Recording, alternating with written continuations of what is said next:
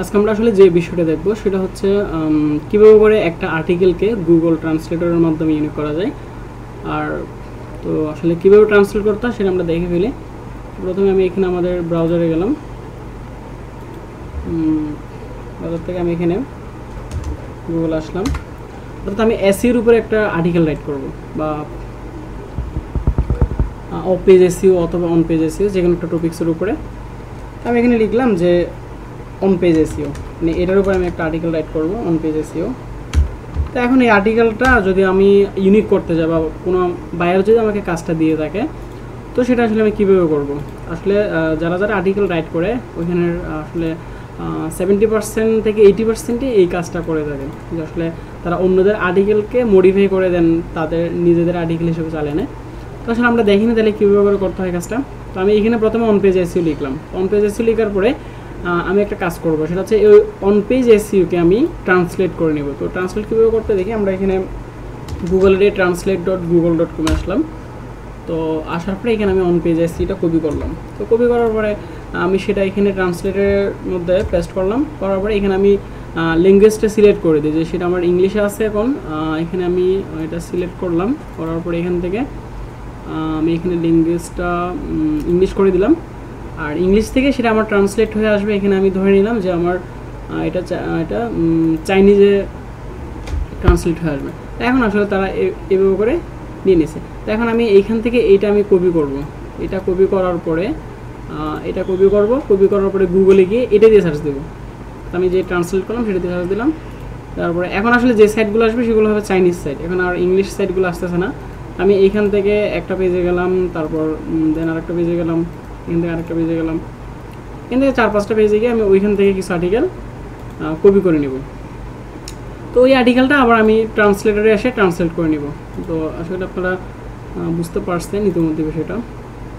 এটা PDF file, এটাও same যেটা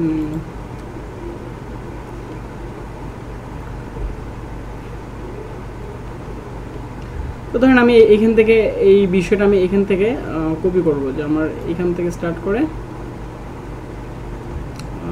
এটা এতটুকু, এটা আমি কপি করলাম। কপি করার পর আবার এখানে ট্রান্সলেটর আসলাম, ট্রান্সলেটর আসার পরে এখানে পেস্ট করলাম। তো এখন তো এটা আমার আসলে চাইনিজ আছে ল্যাঙ্গুয়েজ। তো আমি এখান থেকে সিলেক্টে গিয়ে, অর্থাৎ আমার এখন সেটা ল্যাঙ্গুয়েজটা চাইনিজে আছে, তো চাইনিজ থেকে সেটা আমার কোথায় আসবে, চাইনিজ থেকে সেটা আমার ইংলিশ ল্যাঙ্গুয়েজ আসবে। এখন তাহলে আমি হুবহু এই আর্টিকেলটা এখানে আমার আসলে এই চাইনিজ থেকে ইংলিশে দিলাম, দেন ট্রান্সলেট দিয়ে দিলাম। তো আসলে দেখি এখানে এটা সিলেক্ট করলাম, সিলেক্ট করার পরে এখন চাইনিজ আছে, দেন এখান থেকে আমরা সেটা ইংলিশে দিয়ে দিলাম। দেওয়ার পরে এখানে হচ্ছে এটা এখানে চাইনিজ,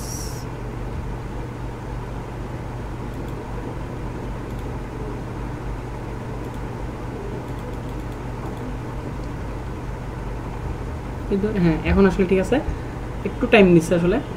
তো এখন আসলে আমাদের এই যে চাইনিজ থেকে সেটা এই যে এখন ইংলিশের মধ্যে চলে আসছে। এখন আমি এই আর্টিকেলটাকে একটু এদিক ওদিক মডিফাই করে বা এডিট করে দেন আমি আসলে আমার নিজের আর্টিকেল হিসেবে চালিয়ে নিতে পারি। কারণ আপনি যে বায়ারকে আসলে আর্টিকেলটা দিবেন, বা আপনি যদি আপনার নিজের ব্লগ সাইটের মধ্যে যদি সেটা আসলে পাবলিশ করতে চান, তখন এই আর্টিকেলটা আসলে আপনি যদি বায়ারকে দেন, সে ইংলিশ কোনো সাইটের সাথে মিলে দেখবে, মানে সেটা আপনি ইংলিশ কোনো সাইট থেকে বা অন্য কোনো সাইট থেকে আসলে কপি করছেন কিনা।